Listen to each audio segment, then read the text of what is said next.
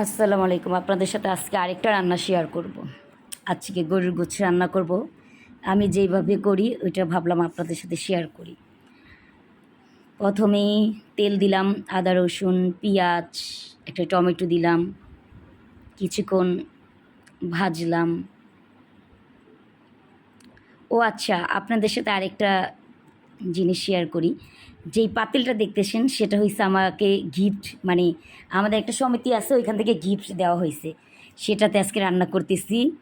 ভাবলাম নতুন জিনিসে কিছু ভালো কিছু রান্না করি, তার জন্য গরু গোশটা রান্না করলাম। আচ্ছা যাই হোক, মশলাটা ধুয়ে দিলাম। একটু শুকনা মরিচ, হলুদ এগুলোকে আমি একটু গোলায়া তারপর দিলাম। কিছুটা গোলমরিচ একটু থেতলে দিচ্ছি। এখন গরুর গোশ দিচ্ছি। তারপর একটু ভালো করে কষাবো, বেশ কিছুক্ষণই কষাবো। প্রায় 80% কষানোর ভিতরে হয়ে যাবে।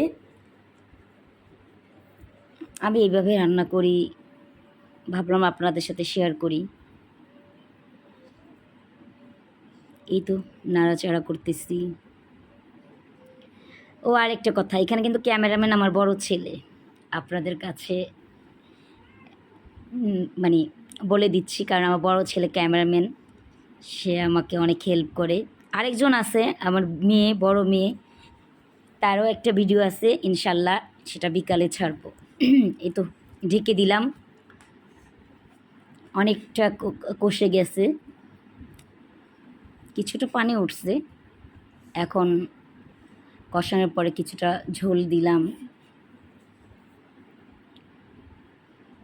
আমার কাছে গরু গোশটা এইভাবে ভালো লাগে। প্রায় হয়ে যাচ্ছে।